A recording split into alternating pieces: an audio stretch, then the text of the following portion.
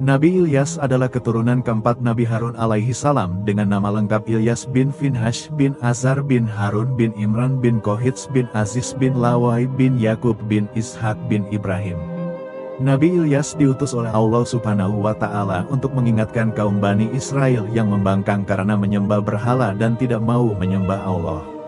Nabi Ilyas berdakwah agar umatnya meninggalkan kebiasaan buruknya, yaitu menyembah berhala. Kaumnya tidak pernah menghiraukan ajakan Nabi Ilyas, padahal Nabi Ilyas sudah berulang kali mengingatkan. Kaum tersebut tidak peduli dengan ajakan yang disampaikan Nabi dan Rasulnya. Mereka tetap hidup berfoya-foya, bermewah-mewahan dan menghamburkan harta, bahkan terang-terangan menciptakan Tuhan baru. Mereka menyembah berhala yang terbuat dari emas dan diberi nama Baal. Baal dianggap oleh mereka sebagai tempat perlindungan, tempat meminta serta memohon pertolongan. Kaumnya ini rela mendaki gunung demi memohon kepada Baal karena mereka menempatkan Baal di atas gunung Karmel.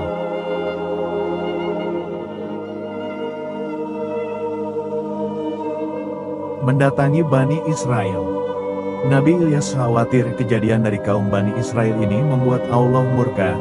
Nabi Ilyas selalu mengingatkan agar umatnya terhindar dari kemusyrikan. Sudah 3 tahun tidak ada hujan di lingkungan kaum Bani Israel dan Nabi Ilyas pun mendapatkan wahyu dari Allah. Hai Ilyas, pergilah kepada mereka dan beritahukanlah bahwa tidak lama lagi akan turun hujan di Bani Israel ini. Maka Nabi Ilyas pun mendatangi mereka, tetapi mereka tetap saja membangkang dan malah mengatakan Nabi Ilyas si pengacau. Nabi Ilyas pun menjawab, saya bukan pengacau. Justru kalianlah mengapa menyembah berhala Baal, kalian telah melanggar perintah Allah. Nabi Ilyas langsung berdoa kepada Allah, ya Allah hentikan musibah kekeringan ini. Musibah pun berhenti dan Allah menurunkan hujan kepada Bani Israel. Berhari-hari kaum Bani Israel hidup bahagia karena mendapatkan anugerah hujan setelah sekian lama kekeringan. Perekonomian mereka pun kembali pulih.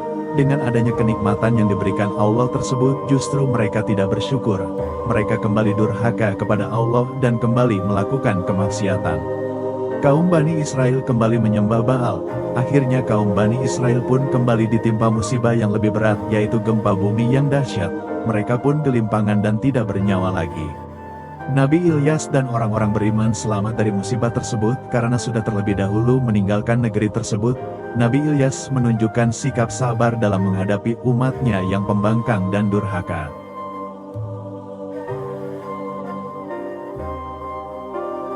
Keturunan dan Firaun. Dalam tafsir Ibnu Katsir telah diriwayatkan mengenai silsilah keluarga dari Nabi Ilyas. Berawal dari kisah Nabi Harun yang merupakan leluhur dari Nabi Ilyas. Harun diangkat menjadi nabi oleh Allah pada masa Nabi Musa. Apabila dilihat dari silsilah garis keturunannya, Nabi Harun adalah kakak kandung dari Nabi Musa. Dalam Al-Quran kisah-kisah Nabi Harun sering disebut dengan kisah Nabi Musa karena ditempatkan pada daerah dan masa yang sama dengan Nabi Musa. Sebelum Harun diangkat menjadi nabi, Nabi Musa memohon kepada Allah untuk mengutus Harun menjadi nabi untuk melawan raja yang sedang berkuasa saat itu, yaitu Firaun. Kemudian Harun diangkat menjadi nabi oleh Allah dan ia memiliki kemampuan dalam berbahasa dan merangkai kata yang dinilai layak untuk mendampingi Nabi Musa untuk menyebarkan ajaran Allah. Pada waktu itu Nabi Musa dan Nabi Harun sedang menyelamatkan kaumnya dan keluar dari wilayah Mesir dari Firaun. Raja Firaun adalah raja yang bersifat tidak demokratis dan bertindak zalim. Firaun berpaling dari ajaran Tuhan dan membuat rakyatnya terpecah belah. Pada masa kekuasaan Firaun, kelompok Bani Israel menjadi kelompok yang paling tidak disukai oleh Firaun.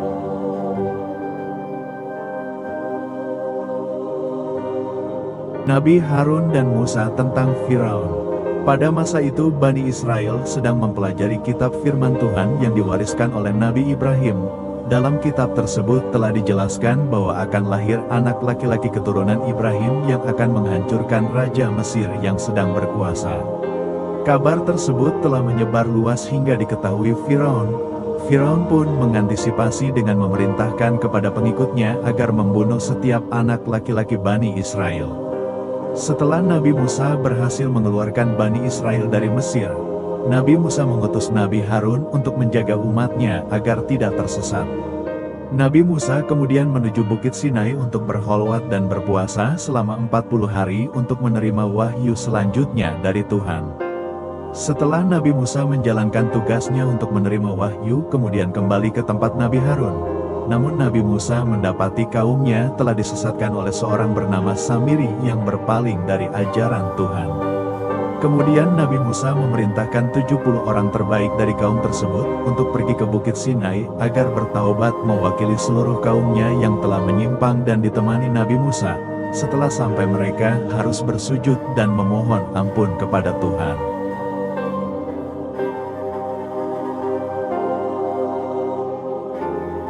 Bersembunyi di kota dan gua.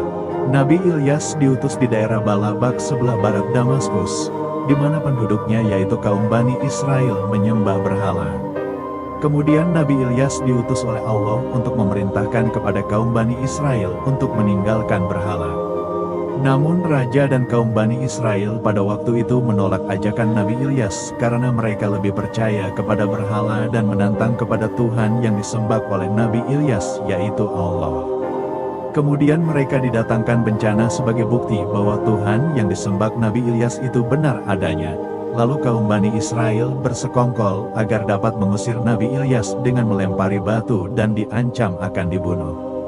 Karena ancaman yang dari kaum Bani Israel, akhirnya Nabi Ilyas terpaksa meninggalkan perkampungan itu dan bersembunyi di gua.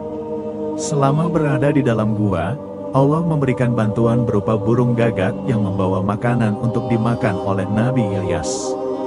Bencana pun melanda kaum Bani Israel di kota Balabak yaitu bencana kekeringan telah merenggut nyawa dari kaum tersebut. Bani Israel meyakini bahwa bencana tersebut ditimpakan karena Nabi Ilyas telah berdakwah di kota tersebut. Bani Israel bersama raja sepakat untuk mencari Nabi Ilyas dan mengusirnya dari kota Balabak. Pada suatu ketika persembunyian Nabi Ilyas diketahui oleh kelompok Bani Israel dan kemudian Nabi Ilyas berpindah tempat, kemudian menemukan rumah terpencil kemudian Ilyas memberikan salam dan bertemulah dengan salah satu tuan rumah yang merupakan seorang perempuan.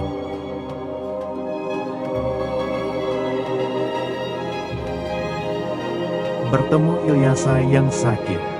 Kemudian Nabi Ilyas meminta izin untuk bersembunyi. Saat itu ada laki-laki dari anggota keluarga tersebut sedang sakit parah. Kemudian Nabi Ilyas berdoa kepada Tuhan untuk kesembuhan anggota keluarga tersebut. Akhirnya anggota keluarga yang sedang sakit tersebut sembuh atas izin Allah dan ternyata anggota yang sakit tersebut adalah Ilyasa yang tidak lama setelah itu diangkat menjadi nabi. Setelah belajar bersama Nabi Ilyas, kemudian mengikuti ajaran Nabi Ilyas dan ikut berdakwah bersamanya. Beberapa tahun Nabi Ilyas dan Ilyasa melanjutkan dakwahnya di Balabak. Penduduk di daerah tersebut mulai putus asa terhadap bencana yang dialami kota tersebut karena berhala yang disembahnya tidak mampu memberikan kesembuhan penderitaan kaum tersebut. Bani Israel pun berjanji akan mengikuti apa yang diperintahkan Nabi Ilyas. Akhirnya Nabi Ilyas berdoa kepada Allah supaya kaum Bani Israel terlepas dari kesengsaraan. Kaum Bani Israel pun menghancurkan patung-patung yang disembah sebelumnya. Setelah itu kaum Bani Israel diturunkan hujan sehingga sawah dan ladang mereka subur dan mereka kembali hidup damai. Beberapa tahun kemudian kaum Bani Israel ingkar kembali dan menyembah berhala lagi. Lalu Nabi Ilyas berdoa kembali kepada Tuhan agar kaum tersebut dibukakan pintu hatinya. Namun akhirnya bencana kekeringan melanda kaum Bani Israel dan kemudian Nabi Ilyas meninggalkan kaumnya dari kampung tersebut.